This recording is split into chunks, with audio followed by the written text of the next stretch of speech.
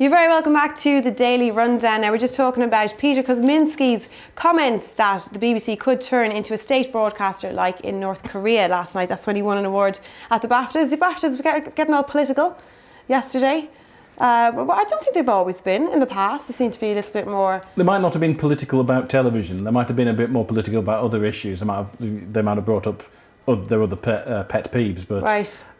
As he was saying, it looks like there's a threat to the BBC's future and its independence. So there were an awful lot of people there saying how much they thought the BBC should remain as independent as possible. Well, this is all to do with the Right Honourable Mr. Whittingdale, who basically said that dismantling the BBC would not potentially be a bad thing, which is a horrendous suggestion. Suggestion from the Culture Secretary. It's large. The BBC is largely seen as one of our biggest cultural assets in this country, and yet he's saying, "Oh yeah, get rid of it. It's just too much of a pain." And the Conservative government seem to be making a concerted effort to actually bring it under their control. And even with the local elections, I can't remember her name, but there's a friend of George Osborne's who's high up. Laura Kuenssberg is the political. She got an awful lot of flack over the elections because I think she did used to be a party activist for the Tories, or she used to work for Rupert Murdoch, or some. She had so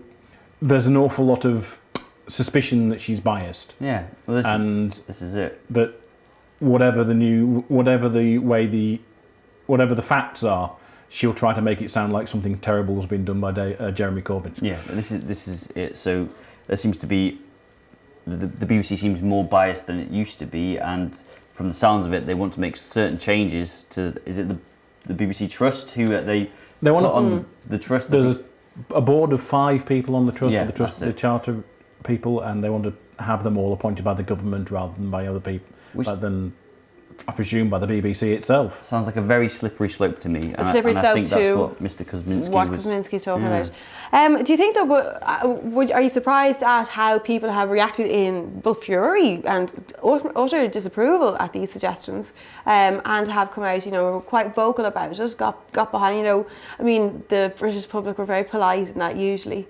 Not like the French, they like to stand up and kick up a fuss. No, but I feel like maybe people will go out. Would they get out on the streets for the BBC? You'd like to think this, but nowadays mostly people will tweet a few things slightly angrily and update their status on Facebook. School children go on strike recently. If school children are going to go on strike, then I think anything could happen. School children went for a picnic. Their parents went on strike. I'd be into that kind of striking action. Who wouldn't be? Like, we'd all go along like a tartan sort of blanket and stuff. No, but it's a good thing though, isn't it? Do you appreciate that these broadcasters and actors and directors and that did stand up? Yes, because it wasn't just Kuzminski. It was a handful of others. Mark Rylance was one. Yeah. Well, the BBC is going under massive change. I mean, obviously, I'm a comedian, so I keep abreast of the comedy situation. The comedy department in the BBC has had its funding cut massively.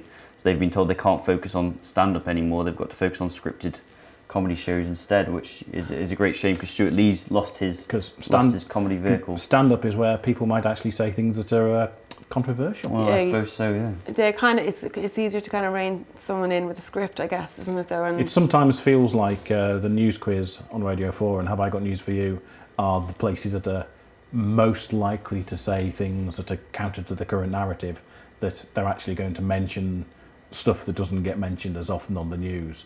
Yeah. So it feels a little bit like the comedians are the ones who are kicking back more.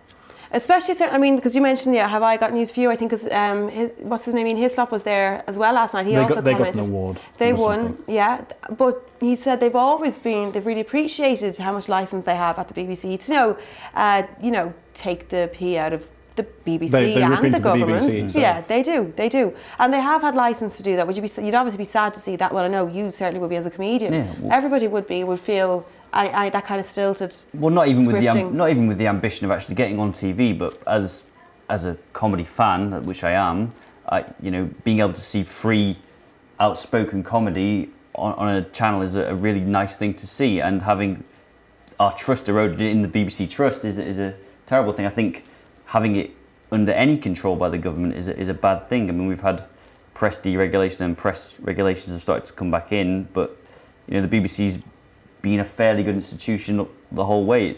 I don't see why it needs to have these changes brought in. Why it needs to change. Yeah. And it's not just the BBC, so Channel 4 also under sort of mild threat there as well, they were always the sort of the renegade as well out the side, weren't they? You forget the Channel 4 has got a lot of funding from the public funding. Yeah. So, and then it was a Channel 4 documentary that found out about the irregularities in the campaign bus that the Conservatives had in the last election. Was it dispatches? Was it the dispatches? I think it was dispatches.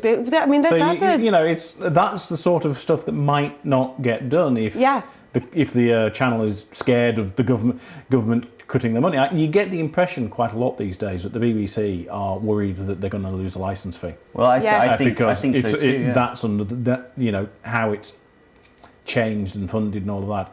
That's under the remit of the government. And you get the feeling sometimes that they're too scared to come out with some things. Well, I felt they used to attack the government a lot more than they do now. Do you think they're pulling punches a little bit more these days? I think they've reined it in. I think that they're far more critical of the opposition.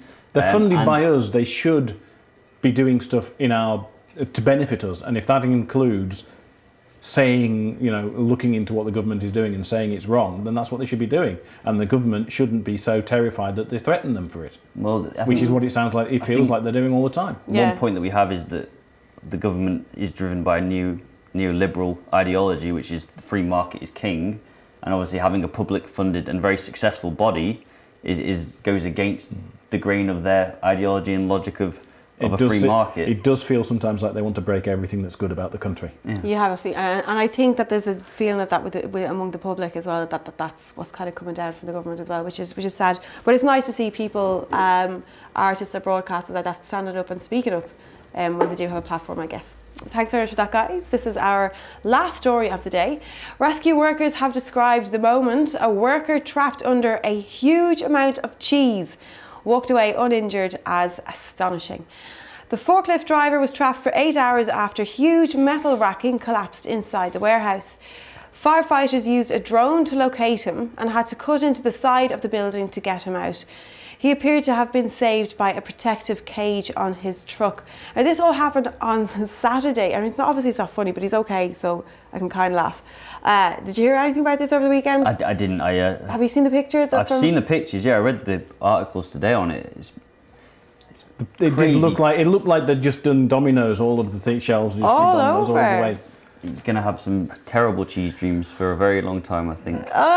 That's what I want to know. I mean, how much cheese was harmed in this? Well, this is the thing. When I heard this, I kind of felt there's worse ways to go, Cheese. There's worse. I'm a fan of cheese. Chocolate would be a better way to go. Well, chocolate would be better. I'm more of a savoury girl now, you see. So I'd be into the cheese falling on me. Cheese has a big effect on dopamine receptors, doesn't it? They've sort of found that it has a similar effect on the brain to certain hard drugs and recreational drugs. Cheese does? Yeah, it affects the dopamine centre, so it's quite an addictive substance. In that it makes you happy somehow? Or yeah, this. It releases dopamine. But don't it say that about chocolate as well? It's phenolphthalein is the stuff in chocolate that's meant to hit some of the same parts of the brain as when you're in love. But I wonder if they basically just found him in a cheese coma when what was his name? Mr. Wisniewski. I can't pronounce that. We'll call it, I feel like Thomas. Let's not try. Thomas was trapped under the cheese wheels and the frame for a long time, so he had to eat something. So maybe when they dug him out, he's like, "Don't take me away from the cheese." You're right, though. The nightmares. Yeah, the nightmares that will come with the cheese. Cheese, yeah. I mean, especially if you get a lot of it, he's going to have weird dreams for a very, very long time to come. For quite a while. What do you think? So I know I've said cheese. If something had to collapse on you in a large amount. In a large amount or vast quantities, what would you like? What would you prefer that it was? Something that wouldn't hurt, like marshmallows, maybe individual marshmallows. And eat your way out. Well, yeah, for that marshmallows, To be fair, though, no, we've heard he was unscathed. Yes, he walked out without a mark wonderful. on him. I've exaggerated it maybe, but he definitely wasn't badly injured. So it doesn't matter if it would need to be marshmallows. I think I'd go with the cheese. I'd be kind of happy enough for that kind of stuff to follow me. What about you, Ian? Given the guys you've got coming in next, maybe some coffee. Really? Obviously no, because then you get scalded and drowned, so that's a bad plan. Not if it was coffee beans. Yeah, but you can't drink coffee beans. They're really dry. If you eat coffee beans, they're really quite dry. Yes. It's got to be drinkable. So it does smell nice though. It does, yeah. It does smell good. It's not... And we do, I guess you're both going to be glued to my interview because we do have this coming up in just a few minutes. I am a coffee fiend, so yeah. As we all are, but this is what I was going to say next. We said cheese, chocolate, and you mentioned coffee then. We really are, they're three food types that people go to extremes on, aren't they? What is it about them? Is it those dopamine and phenyl? Well, coffee is the most widely used psychoactive substance on the planet, isn't it? So it's a drug. Is it regarded as an actual psychoactive subject? It is. It changes the way the brain works. So yeah. Caffeine will mess with your head, I guess. Good. Yeah, indeed, it's good. It's possible that there's something. I mean, chocolate is probably sugar in the phenylphthalein. As the stuff that we binge out on is the stuff that historically we couldn't get enough of. Yeah. And now that, and so we're kind of, in some ways, we're programmed. Right. Once we find a cache of it, because it might not be there next time, you've got to eat it all. So because you need it. Are you saying that Thomas was just there eating the cheese because he wanted the fats? Well, more fats. It's survival. Yeah. I mean, it's not like the guy who had to cut his arm off to get out from under the rock. No. Eating your way out of all the cheese wouldn't be quite as horrendous. Well, I don't know. I think you'd get sick after a while of all the... I mean, especially if it was Brie or Stilton that fell. If it was all the same cheese, it'd have to be a proper cheese powerful smell. You couldn't just do one cheese all the way. It would have to be a variation. You'd have to mix it up, would you? It's going to be quite hot down there. What if the camembert starts melting and gets in his dripping eyes? down on you? Yeah. You've got a whole cheese sweating situation. Oh no. Stilton, the smell could do you in. Exactly. Yeah. Blue cheeses. Yeah. Some blue cheese ones, yeah, they're rank. But anyway, luckily enough, he was absolutely fine, and I don't think he did have to eat his way out, to be fair. But what a strange accident. I mean, it could have gone a completely different way, to be fair to him. Thank goodness he's all right. Guys, thank you very much for that. You're going to take a little break. You're going to go and have a little cup of tea, aren't you? Because I have my special guest coming up next. You want to hear all about the fabulous world of coffee roasting. Well, stay tuned, because we've got a great interview coming up in just a few minutes. See you soon.